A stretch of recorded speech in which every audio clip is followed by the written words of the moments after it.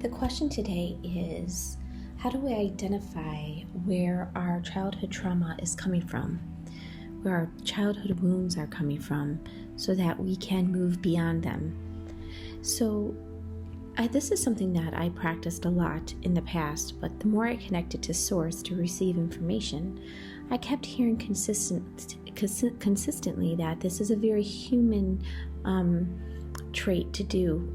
In other words, humans really are used to getting down and figuring out and fixing all their issues. So it's very foreign for us to allow ourselves to be in the flow of life by being in bliss and gratitude for the blessings that are in our reality right now, and let the rest kind of transmute back to truth, which is love. It's very human of us to go down this rabbit hole or choose the winding path through the dense forest to figure it out and find our way back home, being love, when love is available to us right now in this moment.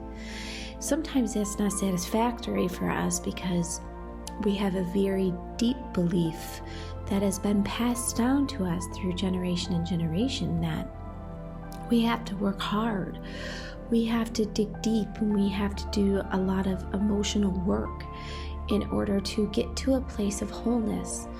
And I know what I say can be controversy within the spiritual community, because there are lots of modalities to healing, and I just want to make it clear that I am not saying that going through the winded forest path of dense forests and weeding things out and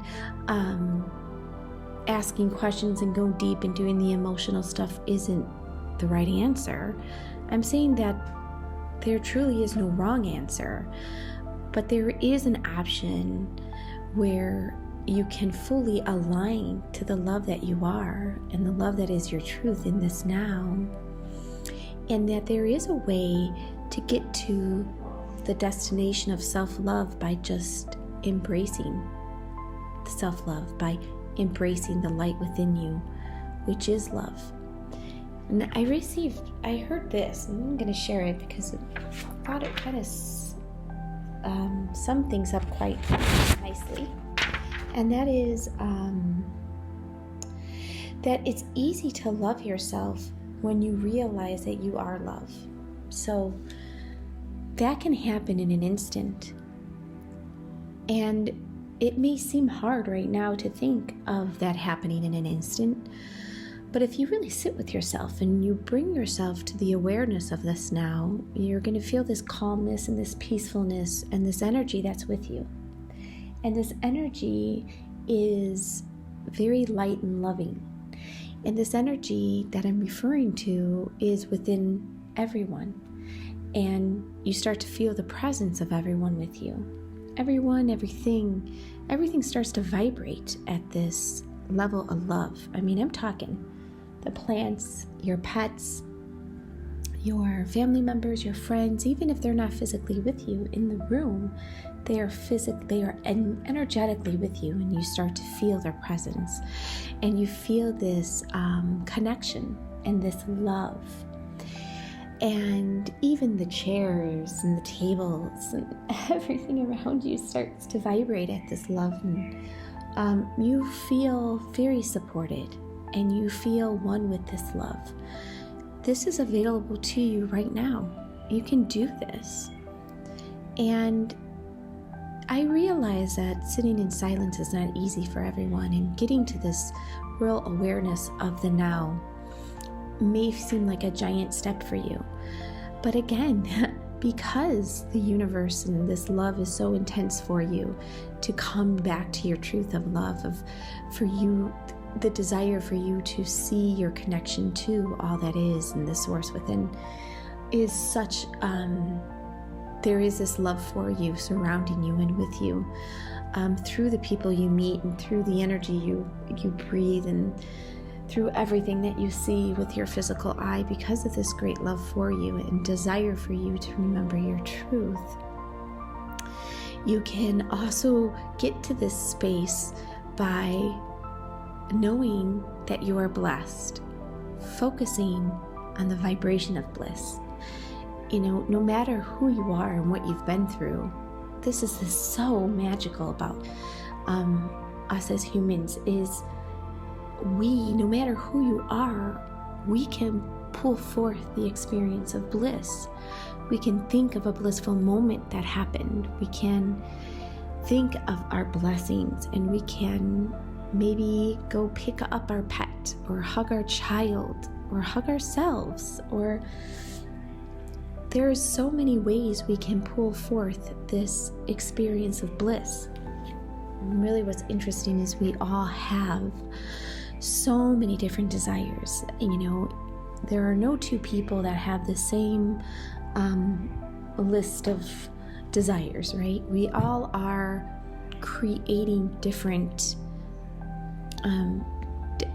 experiences, and we all have this human idea that once we receive this material thing or this physical, whatever it may be, relationship, that we will feel blissful.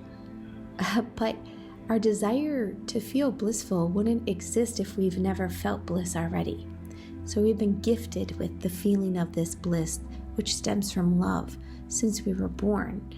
So we are able to pull forth that feeling now.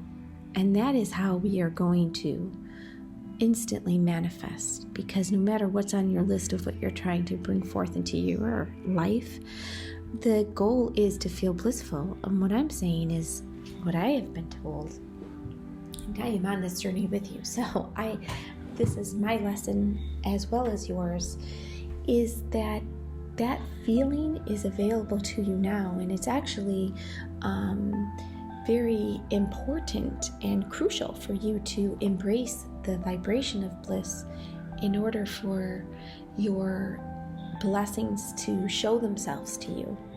So they're already created. Everything that you've wanted is created, but you're not able to see it because you're not at the vibration of where it was created.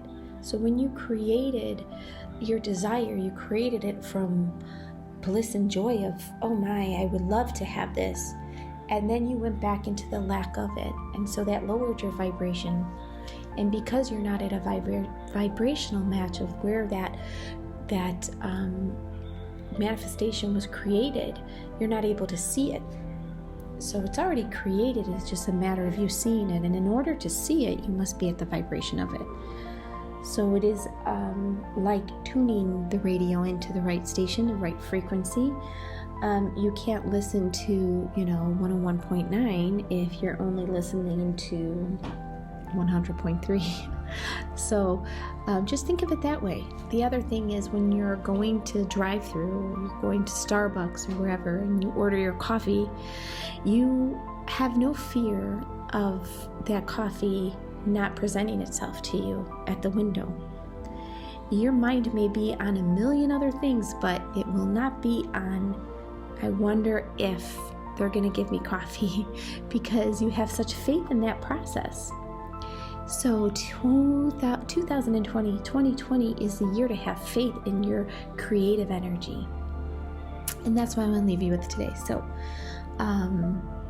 you can heal from your wounds by walking through the winded forest of dense,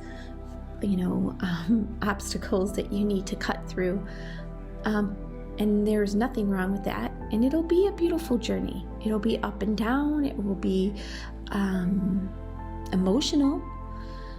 But you can also consistently show up aligned to your truth, which is love. Both ways are fine. Again, I'm not judging any way. There is no wrong way. I'm just presenting and reminding you that there is a way to fully embrace that energy in the now. And it's available to each and every one of us. Really quickly, I'll just quickly reference how, Jesus and all these great healers were able to create miracles in an instant. I know I talk a lot about my son, but he did like a Jesus healing in front of my eyes, and it changed me forever. And it wasn't that these souls are able to do it and we aren't. It's that faith that when you put the order in for your coffee, you're going to get your coffee at the window. It's that total faith and knowing without question.